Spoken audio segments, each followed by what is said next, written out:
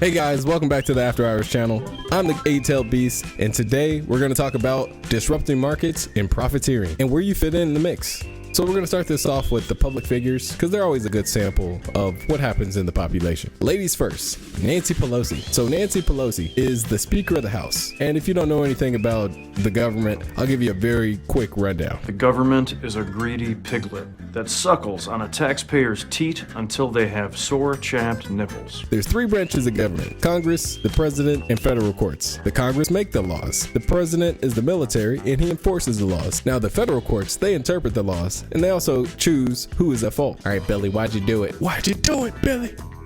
Obviously, it was because I bought the dip.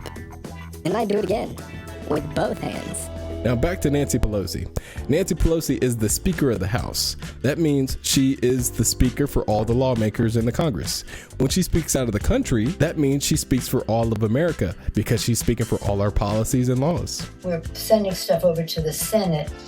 Well, most of the product that we've done is now we may have added. Now, as a Congress member, she has access to confidential information, and some of that information includes non-public information about companies. Now, this includes information that helps her create policies that prevent companies from bullying the public. All congressmen inherently are politicians. Their actions and their words can change the image and public relations of any entity, which includes companies. With that being said, it's really easy for them to disrupt the markets by affecting the image of a company or using the non-public information to gain a profit. Now that goes for the Congress member and their spouse.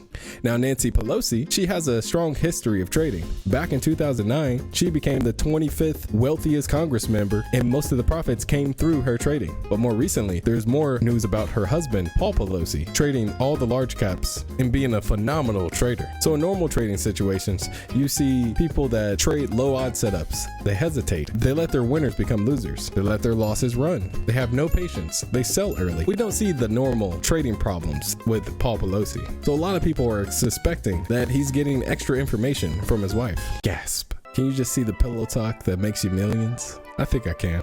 Well, Tesla's gonna miss their first quarter earnings by a big margin. I never give my husband information that goes into his trades. Why the fuck you lying? Why you always lying? Now let's take this back. There was an act put in 2012 called the Stock Act. This law was put in place so it can reduce the amount of insider trading. It pretty much stated that if you're in the Congress, you are only limited to using public information to create your trades. So the law seemed pretty ineffective because later in 2020, there was another insider trading scandal where over 60 Congress members were fined for insider trading. The Congress was now considering banning trading from all Congress members together. The biggest opposer to this new law was Nancy Pelosi, the Speaker of the House. You serious? Since the insider scandal of 2020, all the Congress members and their trades have been monitored and are out there for the public to see. Back when I traded a little options myself, I followed a little bit of Paul Pelosi's, and there are some times where a CPI report or earnings report looks like it was leaked, and he just seemed like a perfect trader, top ticket and bottom ticket. But I made money, so I'm not mad. But the people that didn't, they probably wish they knew the flavor of the Kool-Aid. So the suspected disruption of the markets and profiteering doesn't end there. More recently, you have Nancy Pelosi going abroad. So Nancy Pelosi is expected to retire at the end of this year. We don't know if it's from her position or as a Congress member in general, but she organized a tour of our Asian allies, and Taiwan was one stop on that tour. China strictly told America that do not associate yourself with Taiwan or there will be consequences. Nancy Pelosi went to Taiwan anyway, and she said America supports Taiwan. Beijing and China responded by putting sanctions on Taiwan and the Pelosi family in general. Now she laughed off when Beijing moved to slap sanctions on her. She said that is incidental to me or of no relevance whatsoever. We don't know if this is just a seed that is later to grow into something else. Boy, that escalated quickly.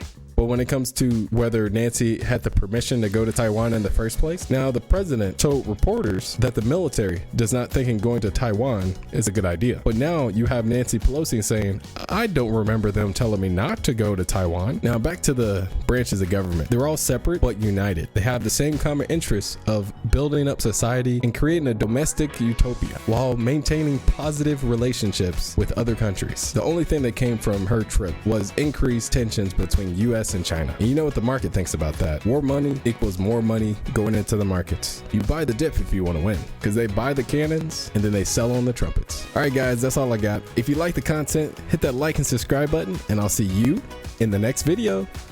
Peace.